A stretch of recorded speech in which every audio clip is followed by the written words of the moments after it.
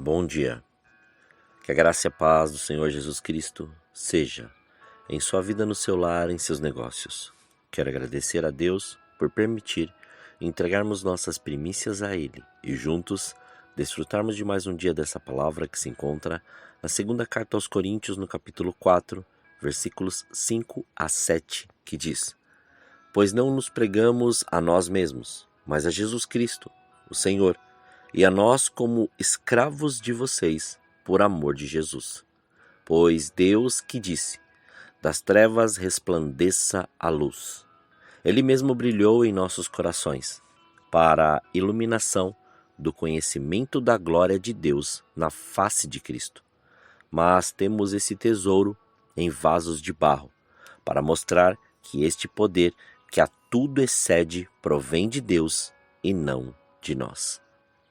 Paulo se descreve como servo dos outros cristãos. Ele não honra os direitos de receber a honra dos outros. Não se preocupe ou não se preocupa com títulos de exaltação, como muitos fazem hoje. Paulo se identificou como servo dos coríntios. É importante fazer esse adendo, pois há uma diferença em traduções cujo estão dizendo uns servos e outros escravos. Chama nossa atenção a uma questão importante. A palavra grega usada aqui é doulos, definida em praticamente qualquer lexo como escravo. A pesquisa do assunto nos leva a vários artigos acadêmicos que tratam da questão. Muitos sugerem que a palavra usada na maioria das traduções amortece o impacto da palavra original.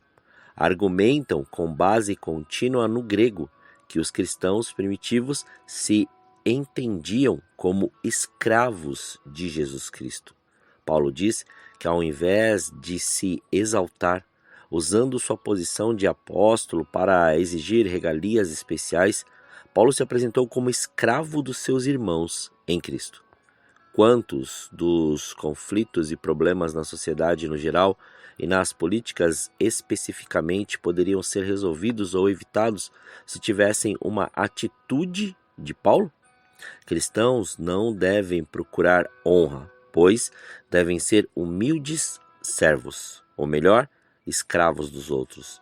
A ideia é de colocar o bem dos outros acima dos nossos próprios interesses, como descrito na carta aos Romanos, no capítulo 12, versículos 10 e 11, que diz: Dediquem-se uns aos outros com amor fraternal. Prefiram dar honra aos outros mais do que a si próprios. Nunca lhes falte o zelo. Sejam fervorosos no espírito, sirvam ao Senhor.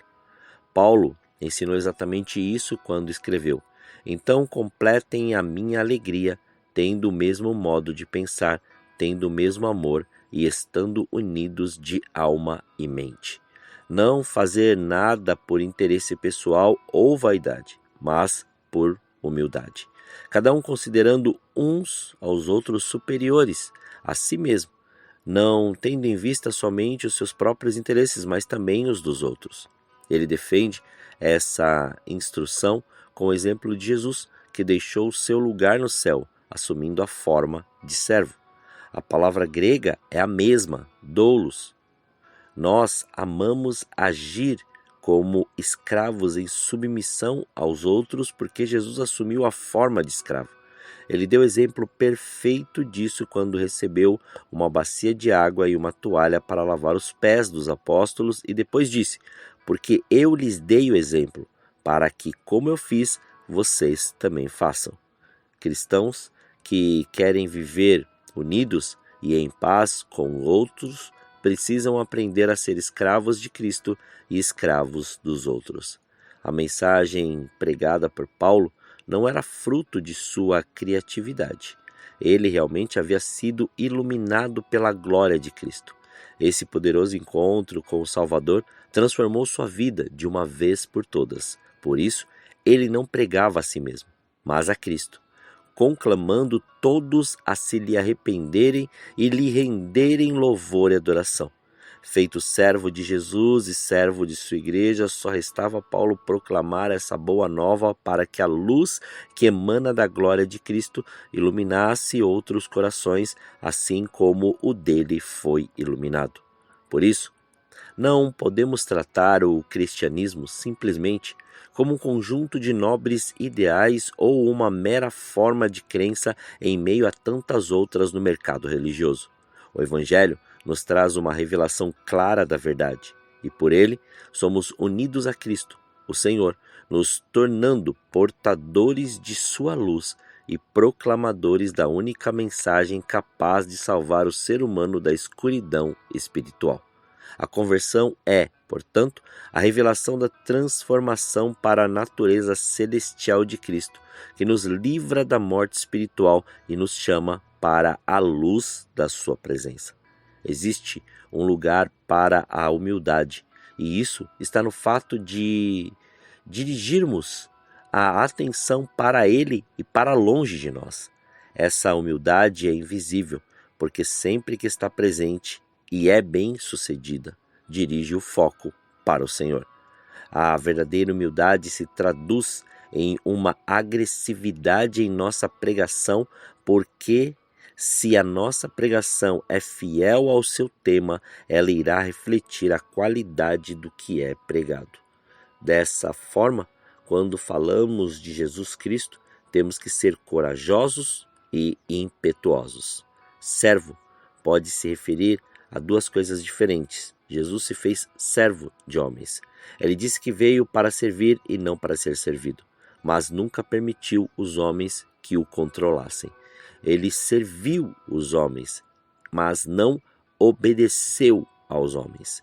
Ele serviu aos homens no sentido que fez o que era bom para eles, mas só o fez sob a direção do Pai e muitas vezes contra a vontade dos homens. Pense assim: um pai emprega um tutor para educar o seu filho. Assim, o tutor trabalha duro para o benefício da criança, mas a criança não tem autoridade para estabelecer o horário e currículo das lições. Antes, a criança tem que cooperar com o tutor ou enfrentar o desagrado do pai. Da mesma forma, quando pregamos o Evangelho, nos tornamos servos daqueles que nos ouvem no sentido que trabalhamos duro em benefício deles, a salvação de suas almas. Mas, ainda que sejamos servos deles, eles não são nossos senhores. Nós trabalhamos para o benefício deles, sob a direção do Senhor. É Ele quem dita a nossa mensagem, nosso método e nossos movimentos. Assim, a autoridade do que prega, do que testemunha, não é anulada, porém, mas antes estabelecida pelo seu papel como servo aos homens sob o comando de Jesus Cristo. Em todo caso, servir significa que devemos trabalhar com empenho para o benefício dos outros. E isso, muitas vezes, implica um exercício de poder de comando forte, mesmo contra os desejos e as sugestões daqueles a quem servimos. Somos servos de todos os homens, mas somente Jesus Cristo é o nosso Senhor. Que essa verdade seja plena no seu coração, no seu espírito e no seu pensamento. Viva essa palavra independente do caminho que tenho lhe proposto. Que você viva o dia de hoje nessa dependência total ao Senhor. Oremos. Pai, nós te louvamos e te agradecemos. Graças te damos pelo seu amor, graças te damos, Pai, por este fôlego de vida. Obrigado, Pai, por mais este dia, obrigado pela sua presença, obrigado, Pai, pelo seu amor, obrigado, Pai, por tudo que o Senhor nos tem feito, não só enxergar, mas viver na dimensão daquilo que o Senhor propôs para nós neste tempo. Que em nome de Jesus Cristo, que a sua presença venha, Senhor, e seja real, que a sua presença venha e seja manifesta, mas na profundidade deste entendimento de servir, porque se somos servos uns dos outros, ou escravos uns dos outros, nós temos que entender e compreender que o Senhor é através de nós para nos dirigir de como fazer, quando fazer e para quem fazer. Então, em nome de Jesus, Continue, Senhor, renovando, Pai, cada um dos teus filhos, renovando e fortalecendo, renovando o pensamento, renovando ações, atitudes, fortalecendo, Senhor, o corpo, todo o ser, as pernas para esta caminhada, para que cada dia mais a sua glória seja manifesta e o seu querer venha.